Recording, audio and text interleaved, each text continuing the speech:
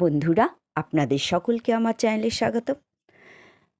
আমি শ্রী শুভময় দত্ত ও স্বর্গীয়া শিশুবালা দত্তের লেখা থেকে বেশ কদিন যাবৎ পাঠ করছি।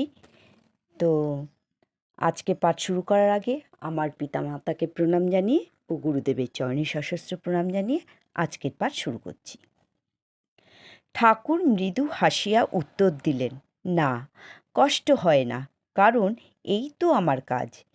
এই কথা দ্বারা আমি বুঝিয়াছি যে শারীরিক অত্যন্ত অবসাদের সময় নানা বাধা বিঘ্নের মধ্যেও উপস্থিত কর্তব্য পালনে বিরত হওয়া সঙ্গত নহে, এবং ঐরূপ মনোভাব লইয়া কাজ করিলে কোনো কষ্ট হয় না। সাধারণত কাহাকেও কোনো কথা বলিলে সে যদি একাধিকবার বলা সত্ত্বেও বুঝিতে না পারে, তাহা হইলে আমরা অত্যন্ত বিরক্ত বোধ করি। কিন্তু শ্রী শ্রী ঠাকুরকে বহুবার ওই প্রকার কোনো কোনো ব্যক্তির প্রশ্ন বুঝিতে না পারায় বারংবার সহাস্য বদনে তাহাদের কথা বুঝিতে প্রয়াস পাইতে দেখিয়াছি, এবং কেহ কোনো কথা বুঝিবার জন্য বারংবার প্রশ্ন করিলে তাহার কথা বা মুখের আকৃতিতে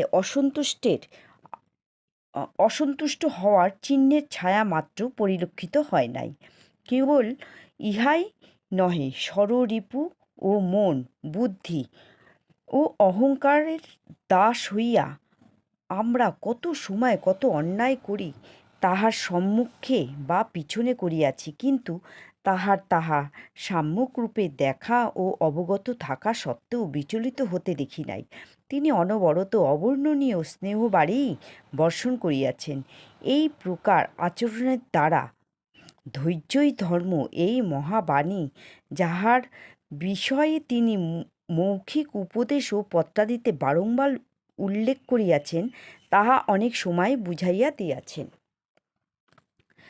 বেদবাণীর প্রথম খণ্ড 102 নম্বর পত্রে তিনি কোনো এক ভক্তের পত্রের উত্তরে শ্রী শ্রী ঠাকুর লিখিয়াছেন, সর্বশক্তিমান ভগবান সকলেই সহ্য করিতে পারেন বলিয়া এবং কাহাকেও কোনরূপ উপেক্ষা করেন না, বিরক্ত হন না বলিয়া লোকে ভগবান বলে। তাহার ভক্তও তাহার কাছ হইতে শক্তি আহরণ এইভাবেই করে। তো বন্ধুরা, আমাদের শ্রী শ্রী ঠাকুর বলেছেন তিনি দৃষ্টান্ত মাত্র, উপদেষ্টা নহেন। তো আমরা উপদেষ্টা নহেন সেটা আমরা এই লেখকের এই লেখার মাধ্যমে বুঝতে পারলাম, এবং দৃষ্টান্ত, তিনি মাত্র দৃষ্টান্ত, তার জন্য আমরা কয়েকটি উদাহরণ এখানে লেখক দিয়েছেন, আমি সেটা পাঠ করে শোনাচ্ছি।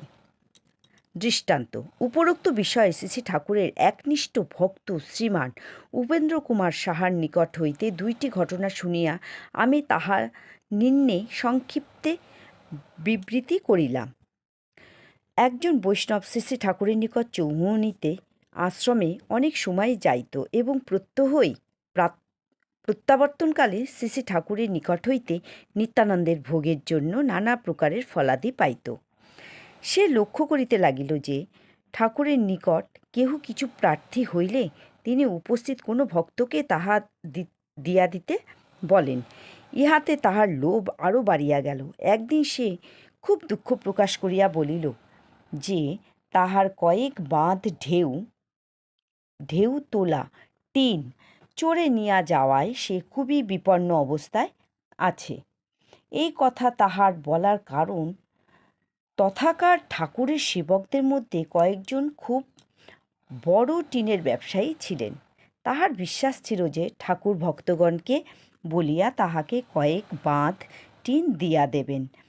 ওই বৈষ্ণবের সমস্ত কথা যে মিথ্যা তাহা ঠাকুর স্বয়ং জানা সত্ত্বেও বৈষ্ণবের প্রার্থনা অনুযায়ী ভক্তদের তাহাকে কিছু টিন দিতে বলিলেন।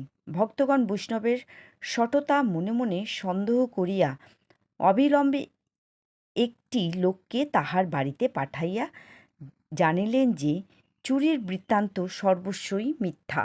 এই কথা ঠাকুরকে জানাইলে ঠাকুর তাহাদের প্রতি কোনো ক্রোধ বা বিরক্তিভাব প্রকাশ না করিয়া বলিলেন তাহার প্রয়োজন বোধ হইয়াছিল, সেই জন্যই সে চাহিয়াছে। এবার দ্বিতীয় আরেকটি দৃষ্টান্ত কি আছে দেখছি। লেখক লিখেছেন, ঠাকুরের কোনো ভক্ত নোয়াখালী হইতে পার্বত্য ত্রিপুরার অন্তর্গত উদয়পুরে যাইয়া কোনো সমৃদ্ধশালী ব্যক্তির নিকট শ্রী শ্রী ঠাকুরের দস্তখতি জাল এক পত্র দেখাইয়া বলিল যে তাহাকে তিনি তথায় আশ্রম প্রতিষ্ঠা করিবার জন্য পাঠাইয়াছেন। শ্রী শ্রী ঠাকুরের নাম ওই ভদ্রলোকের জানা থাকায় তিনি ঠাকুরের আদেশ শিরোধার্য করিয়া একখানা দালান প্রস্তুত ক্রমে আশ্রম প্রতিষ্ঠা করিলেন এবং তিনি সস্ত্রীক ঠাকুরের তথাকথিত ওই ভক্তের নিকট হইতে নাম লইলেন। সেই ভদ্রলোকের যত্নে ভক্তটি সস্ত্রীক সেই আশ্রমে থাকিয়া কিছুকাল পরম সুখে কালাতিপাত করিতে লাগিল। ক্রমে নানা কারণে ওই ভদ্রলোকের মনে সন্দেহের উদ্রেক হইতে লাগিল। ভদ্রলোকটি চৌমুনিতে শ্রী শ্রী ঠাকুরের নিকট আসিলেন এবং সেই ভক্ত সম্বন্ধে সমস্ত কথা লিখিয়া একখানা পত্র ঠাকুরকে দিলেন। ঠাকুর পত্রখানা পড়িয়া ভদ্রলোকটিকে নানা উপদেশ দিলেন, কিন্তু জালিয়াত ভক্ত সম্পর্কে কোনো কথাই বলিলেন না। ভদ্রলোকটির নিকট শ্রী শ্রী ঠাকুরের অপর সেবক ঈশ্বর নরেন্দ্র ভূঁইয়ার সমস্ত কথা শুনিয়া ক্রোধে অধীর হইয়া উঠিল। কিন্তু ভদ্রলোকটি বলিলেন, সে মিথ্যা কথা বলুক আর যাহাই করুক, তাহার দরুন আমি আজ পরম রত্ন লাভ করিলাম, সুতরাং রাগ করিবেন না। ভদ্রলোকটি চলিয়া যাওয়ার পর শ্রী শ্রী ঠাকুর শ্রীমান উপেন ও নরেন ভায়ার নিকট বলিলেন, অনেকেই উপদেশ শুনিতে আসে কিন্তু কিছুই গ্রহণ করেন না। এই ভদ্রলোকটি কিছু গ্রহণ করিয়াছিলেন। তো বন্ধুরা, আজকে আর পাঠকে এগিয়ে নিয়ে যাব না, এখানেই পাঠকে বিরাম দিলাম।